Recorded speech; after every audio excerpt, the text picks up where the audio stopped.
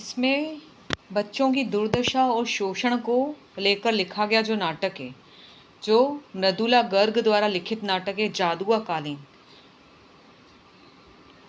इसमें उसका एक्सप्लेनेशन किया गया है। तो हेलो फ्रेंड्स, मैं सान्या आपका हिंदी विद सान्या में स्वागत करती हूँ।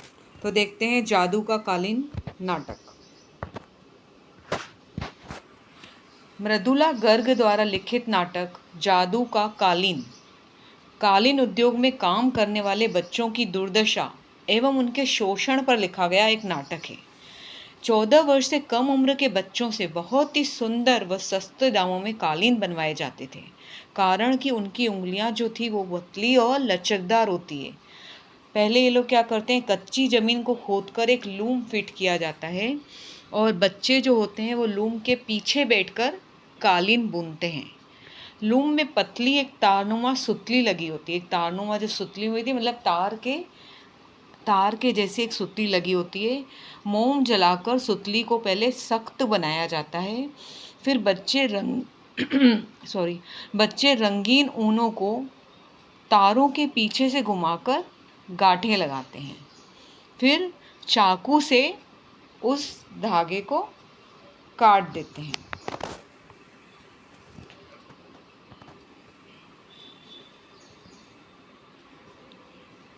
कालीन उतना ही अधिक बढ़िया माना जाता है जितनी अधिक उसमें गांठें लगी होती है। इसलिए तार पास पास लगाया जाता है। मतलब देखो, जैसे अब कोई चीज़ बुनते हैं ना, तो जैसे उसमें गांठें हम लगाते जाएंगे, गांठें मतलब नॉट लगाते जाएंगे, तो वो चीज़ बहुत ही सुंदर बन के तैयार हो जाएगी, जैसे एक डिज़ाइन बन जाएगी। उनके बीच में सिर्फ पतली लचकदार उंगलियां ही इधर उधर जा सकती है। अब ये काम सिर्फ बच्चों से क्यों कराया जाता है? क्योंकि उन तारों के पास पास में इतनी कम गैप रहती है कि सिर्फ उसमें बच्चों की ही उंगलियां जा पाएंगी इधर से उधर। यही कारण है कि बच्चों से काम कराया जाता है। बार बार तारों के बीच से ले जाने पर उंगलियां तारों से रगड़कर छिल जाती है। अब बार बार तारों के बीच में उंगलियां जाएगी तो उंगलियां छिल जाएंगी। फिर बार बार छिलने पर उंगलियां अपनी लचक होकर सख्त पड़ने लगती है। अब तारों पर छिलके उतरेंगे, जो मतलब तार से खरोच लगेगी उनको, बच्चों को, तो क्या हो जाएगी, उनके हाथ सख्त होते जाएंगे। तभी बच्चे कालीन बुनने के लिए बेकार हो जाते हैं। मतलब अब जैसे जैसे वो कालीन बुनते जाते हैं, उनकी उंगलियां सख्त होती जाती है ना, तो अब वे बच्चे फिर से वो वाली कालीन नहीं बुन पाएंगे, क्योंकि अब उनकी उंगलियां बेकार हो गई है। तो बच्चों से यह कार्य चोरी छिपे कराया जाता था और उन्हें बहुत ही खराब परिस्थितियों में बंद कमरे के अंदर रखते थे। मतलब अब देखो, बच्चे तो काम करेंगे नहीं, तो ये लोग क्या करते थे, बच्चों को बंद कमरे में अंदर रखते थे, उनको बाहर नहीं जाने देते थे। उन्हें भोजन पानी ठीक से नहीं दिया जाता था। 12 से 14 घंटे तक कोलू के बेल की तरह उनसे काम कराया था। अब देखो, बच्चों से ये लोग काम करा रहे हैं, मतलब 12 से 14 घंटे। समझ रहे हो, बड़े लोग भी काम करते हैं तो इतनी देर थक जाते हैं। खेलने कूदने व पढ़ने की उम्र में उनसे मजदूरी कराकर उनका शोषण किया जाता है। इसलिए इस नाटक को बच्चों की उंगलियों की दर्द भरी दास्तान भी कहा गया है। अब इस नाटक को क्या कहा गया है? बच्चों की उंगलियों की दर्द भरी दास्तान। जहाँ कालीन बुने जाते हैं उन प्रदेशों को डालर प्रदेश कहा जाता है। अब जहाँ कालीन बुने जाते हैं उन्हें, उन प्रदेशों को क्या कहा जाता है? तो डालर प्रदेश कहा जाता है। इस नाटक में राजनैतिक प्रशासनिक भ्रष्टाचार का पर्दाफाश किया गया है। मतलब कि किस प्रकार एक राजनीतिक ढंग से बच्चों को अंदर कमरे में बंद करके उनसे काम कराया जाता है, बच्चों पर जुल्म किया जाता है। इस नाटक के माध्यम से मृदुला गर्ग उनका पर्दाफाश करना चाहती है। सूखाग्रस्त क्षेत्रों से दलालों द्वारा झूठ बोलकर बच्चों की पढ़ाई व काम का प्रशिक्षण देने का लालच देकर गांव वालों से बच्चों को 50 और 100 रुपए में खरीदा जाता है। अब देखो, गांव में क्या होता है, बच्चों के लालन पालन के लिए माता पिता के पास पैसा नहीं रहता है, तो वो क्या करते हैं, उनके कहते हैं कि हम बच्चों को पढ़ाई कराएंगे, उनको प्रशिक्षण देंगे काम का, और उनसे 50 या 100 रुपए में मात्र उनके बच्चों को खरीदा जाता है।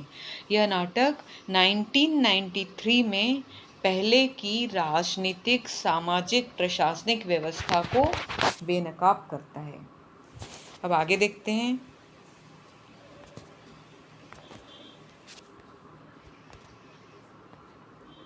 आगे मृदुला अगर क्या कहना चाहती है?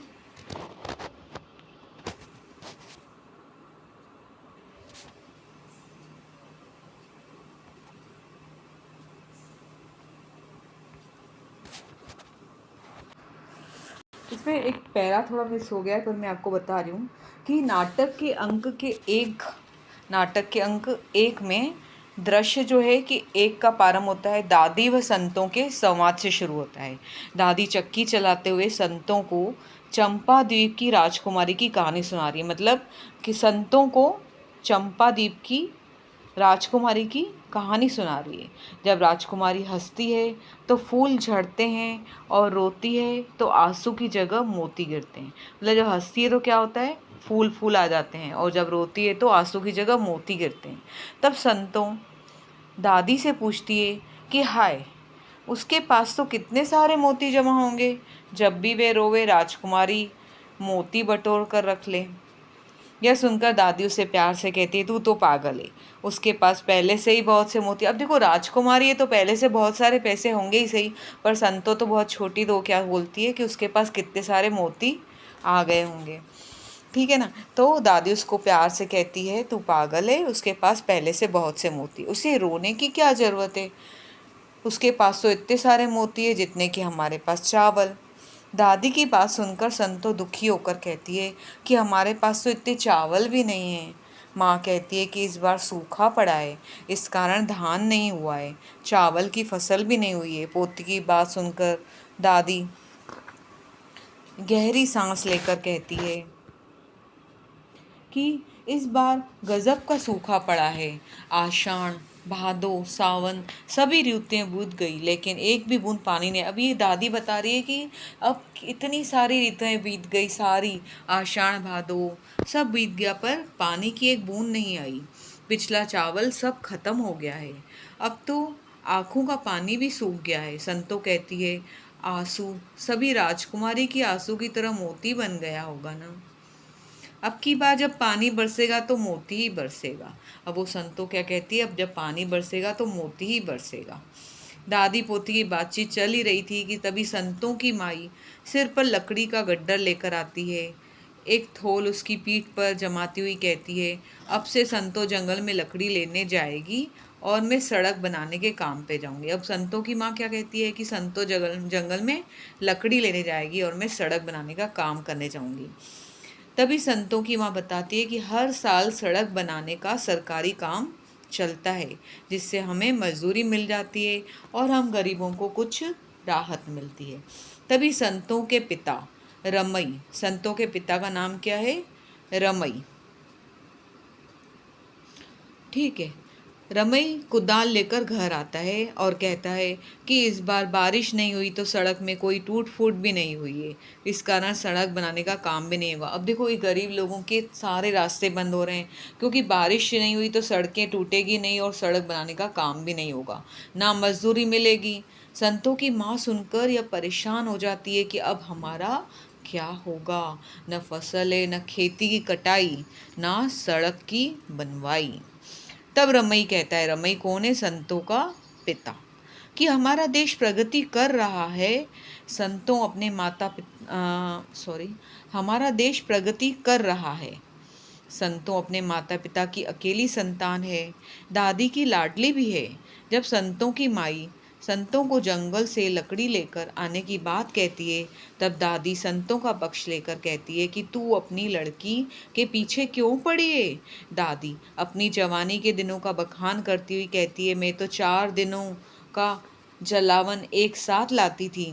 उस पर माई कहती थी, तब की और बात थी, आज हम जंगलों में रहते हुए भी जंगल के भीतर नहीं जा सकते। ठेकेदार ने सारे जंगल काट लिए हैं।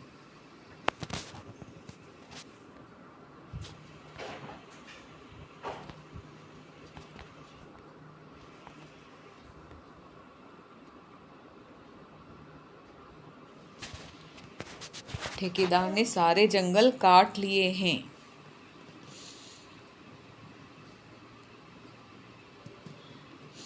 अगर हमें किसी ने जंगल से लकड़ियाँ लाते और काटते हुए देख लिया तो पिटाई के साथ साथ जुर्माना भी लगेगा। बड़े बड़े शहरों में इन्हीं जंगल की लकड़ियों से बड़े बड़े मकान व कारखाने बनाए जाते हैं।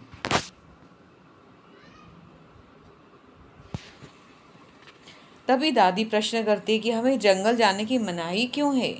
माँ इस पर कहती है, जंगल बचाने के लिए हम जंगल नहीं जा सकते। तभी संतो आकर कहती है कि उसे लकड़ी नहीं मिली, ठेकेदार ने उसे भगा दिया। दादी से वह फुसफुरा कर कहती है कि मुझे भूख लगी है। संतो कहती है कि मुझे भूख लगी है। तभी केशों का बाप कारखाने वालों की आने की खबर देता है।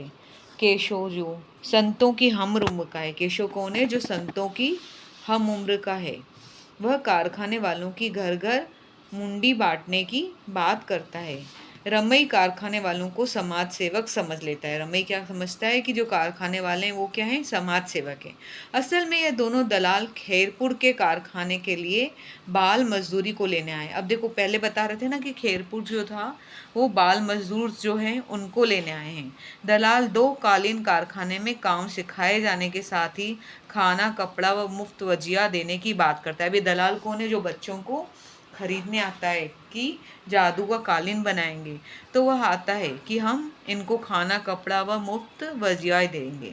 रमई और केशव उसकी यह बात को सुनकर प्रसन्न हो जाते हैं। रमई और केशव कौन है? दोनों उसकी बात को देखकर पसंद हो जाते हैं और तुरंत अपने बच्चों को साथ ले जाने की बात करते हैं। लेकिन केशव की माँ, दादी और माई उसका विरोध करती है। जो केशव की माँ है, दादी है और माई जो संतों की माई है, वो विरोध करती है। वे बच्चों को कारखाना नहीं भेजना चाहती, पर रमई और केशव के बाप के आगे उनकी एक भी नहीं चलती है। पर जो संतों के बाप हैं, कौन है? संतों के जो पिता है रमई, उनके आगे उनकी नहीं चलती कि वो तो बोलते हैं हमें बच्चों को भेजेंगे। बच्चों को दलालों के हाथ सौंप कर रमई और केशव का बाप दलाल द्वारा दिए गए रुपयों के आंटी से निकाल कर गिनने लगता है। मतलब अब उनको पैसे मिल गए, किसको? रमई को, कि अब मुझे पैसे मिलेंगे तो हम क्या करेंगे? हम अपनी जीविका यापन करेंगे और बच्चे भी वहाँ खुश रहेंगे। अब आगे देखते हैं।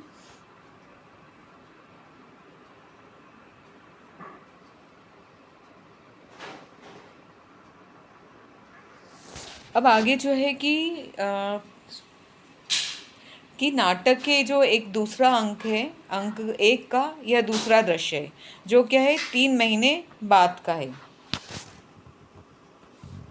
गांव से बच्चे कालीन कारखाने में मजदूरी करने पहुंच गए। अब जो बच्चे हैं वो कहाँ पहुंच गए?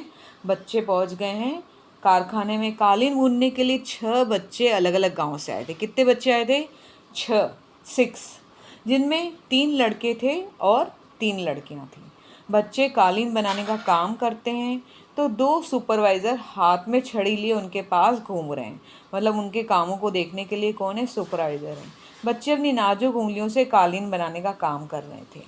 कारखाने में तैनात सुपरवाइज़र कालीन कारखाने के नौकर हैं। वे दोनों आपस में बात करते हैं कि अब वे इस काम से ऊब चुके हैं। अब देखो, कोई भी ज़्यादा समय तक काम करता है तो वह ऊब जाता है। इस काम में ना छुट्टी है ना बोनस मिलता है। पता नहीं कौन सा अर्जेंट ऑर्डर आ गया जिसके लिए रात दिन काम करना पड़ता है। दोनों सुपरवाइज़र बच्चों को डांट कर चाय पीने चले जाते हैं। जाते जाते बच्चों को जल्दी जल्दी हाथ चलाने का आदेश देते हैं। तब घबराकर संतों की उंगली कट जाती है। वह दर्द से चीख पड़ती है। सुपरवाइज़र को उंगली कटने की कोई चिंता नहीं है। वह कहता है अगर कालीन में खून लग गया तो कालीन बेकार हो जाएगा। वह कम्मों से कहता है कि क्या कहता है? कि धागा जलाकर उसके घाव पर लगा दे। संतों को फिर काम शुरू करने का आदेश देता है। इसके बाद दोनों सुपरवाइज़र चाय पीने चले जाते हैं।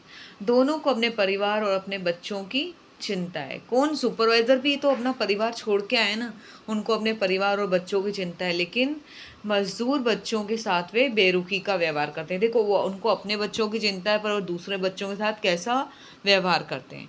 सुपरवाइज़र 2 कहता है कि यदि कोई अच्छी नौकरी मिल जाए तो वो इस नौकरी को आज ही छोड़कर चला जाएगा। तभी कारखाने का मालिक वहाँ पर पहुँचता है और बताता है कि दिल्ली से एक प्रतिनिधि मंडल जाँच के लिए आ रहे हैं। किसी ने रिपोर्ट कर दी कि हम बाल मजदूरी करते हैं, हमने बच्चों का अपहरण करके रखा है, हमने बच्चों का अपहरण करके रखा है। इंस्पेक्शन के लिए एक समाज सेविका और पत्रकार भी आ रहे हैं। अब देखो ये लोग डर गए क्योंकि किसी ने रिपोर्ट कर दी कि हम यहाँ पे बच्चों से काम कराते हैं। तब सुपरवाइजर कहता है वापस भेज दो सालों को, हम कौन लाएं इन्हें, इनके माँ बाप जो भूख से मर रहे थे जबरदस्ती हमारे हाथों से हो पाए। अब ये क्या कहते हैं कि हम तो इनको लेके नहीं आए हैं, इनके माँ बाप ने इनको भेज दिया क्योंकि वो भूख से मर रहे थे। तब मालिक कहता है कि इन बच्चों के कारण ही हमारे देश का कालीन सस्ते दामों में विदेशों में बेचा जाता है। मालिक क्या कहता है कि हम इनसे काम कराते हैं और विदेशों में हम सस्ते दामों में कालीन बेचते हैं। अगर गांव से सस्ते मजदूर ना मिलें तो एक्सपोर्ट का धंधा ही बंद हो जाएगा, ना फिर डॉलर आएंगे ना प्रगति होगी। मालिक दोनों सुपरवाइजर से कहता है कि अगर कोई आए तो बच्चों को स्टोर रूम के ऊपर वाले कमरे में बंद कर देना, रूम पर तुम दोनों बैठ जाना, इन बच्चों के चक्कर में एक दिन खराब हो जाएगा। आजकल सुबह 4 बजे से ही उजाला हो जाता है, काम जल्दी शुरू करवा कर किसी तरह ऑर्डर पूरा करना है। यहाँ पर बच्चों की चिंता किसी को भी नहीं है। सुपरवाइज़र छुट्टी और कमीशन की सोचते हैं और मालिक को केवल ऑर्डर की चिंता है। संतों, कम्मो, लक्खी, केशो, लाखन, बरखू सब काम में व्यस्त है। अब देखो कौन कौन है। संतो है, इसमें कम्मो है, लक्खी है, केशो है, लाखन है और बरखू है। मतलब टोटल कितने हो गए, 6 हैं। काम खत्म होने पर शाम को रोटी खाते खाते केशव डावलर देश की कहानी सुनाता है। केशव क्या सुनाता है कि डावलर देश की कहानी सुनाता है। वो बच्चे काल्पनिक कालीन में बैठकर अपने गांव की सैर करते हैं। इसे ही जादू का कालीन कहा गया है। 1 2 3 उठम उठू, 3 2 1 भरन भरू, 1 2 3 उड़न छू। केशव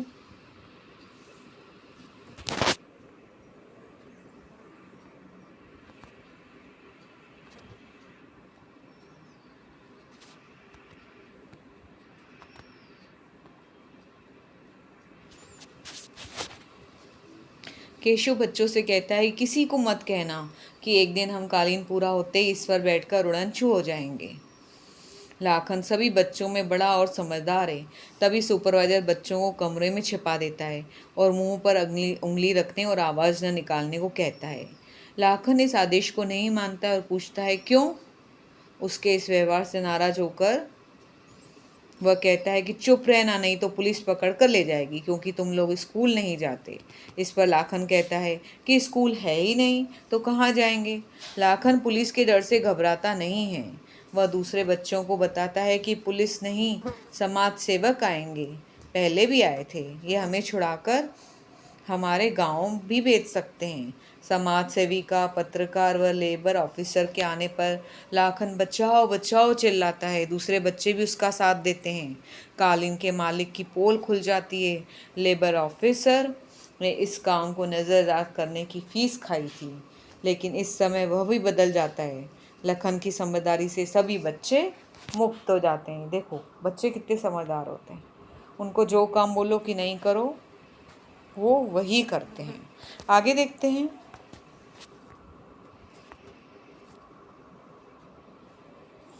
अब क्या है, नाटक का दूसरा अंक है और पहला दृश्य 1 महीने के बाद का है। अब सब लोग अपने अपने गांव चले जाते हैं। अब दूसरे अंक का है पहला दृश्य।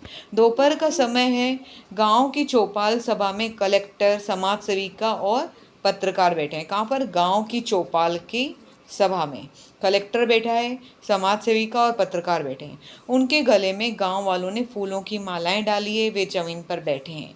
समाज सेविका अपने भाषण में गांव के खोए हुए बच्चे व पत्रकार के माध्यम से बच्चे अपने माता पिता के पास वापस आने की बात कहती हैं।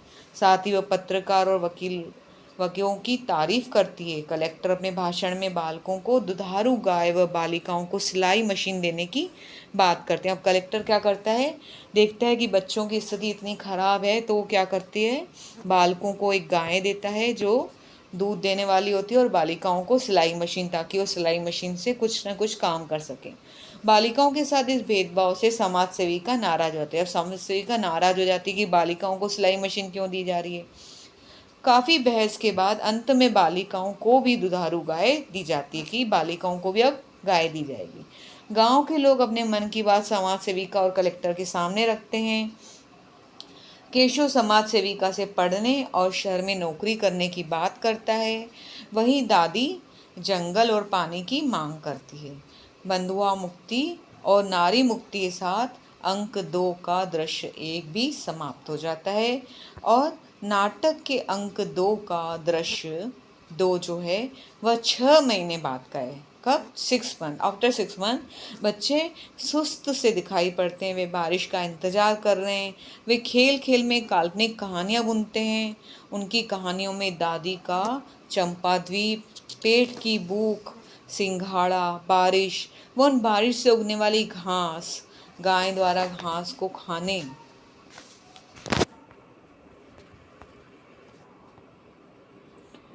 का चित्रण मिलता है। सभी पुरुष मिली हुई गाय को लेकर कलेक्टर के पास जाते हैं और विनती करते हैं कि उन गाय को वापस ले ले, लेकिन कलेक्टर उन गाय की हीन दशा देखकर उन्हें भला बुरा कहकर भगा देते हैं। रमई निराश होकर खाली हाथ अपने गांव लौट आता है। केशव का बाप बच्चियों का ब्याह कराने के लिए लड़के के बाप को गांव लेकर आता है। रमई अपनी बेटी, रमई की कौन है बेटी, संतो को लड़के के बाप के सामने लाकर विनती करता है कि मेरी बेटी को किसी भी तरह ले लो। तभी सुपरवाइज़र आगे से आता देख लड़कियां डर जाती है और रमई के पीछे छुप जाती हैं। सुपरवाइज़र लड़के को के बाप से कहता है कि 18 वर्ष से कम उम्र की बच्चियों का विवाह करना कानूनी अपराध है। ऐसा करने कर पुलिस पकड़ कर लेके जाती है। यह सुनकर लड़के का बाप वहाँ से भाग जाने की कोशिश करता है, लेकिन रमई फिर उसे रोक लेता है। संतों का पिता रमई केशव शहर पढ़ने गया है और वह अभी वापस आकर अपनी आप बीती सुनाता है। दादी, लाखन, केशव बच्चियों के विवाह का विरोध करते हैं, लेकिन रमई नहीं मानता। अब रमई फिर से नहीं मानता है कि मैं तो संतों की शादी करा के ही रहूँगा। रमई अपनी परिस्थितियों के आगे विवश है। संतों के साथ ही एक और लड़की का 7.5 रुपयों में सौदा, यहाँ विवाह तय हो जाता है। औरतें बच्चियों के सिर पर अपनी अपनी ओढ़नी डालकर कन्या विदा के गीत गाने लगते हैं। कितने में? 7.5 रुपये में विवाह तय करते हैं। बच्चियां आपस में फुसफुसाती कहती है कि लाखन की कालीन बस अब तैयार है, वह अभी थोड़ी देर में आता ही होगा। दोनों एक दूसरों के हाथ थामे मुक्ति का गीत गाती है। 1 2 3 उठमाऊ।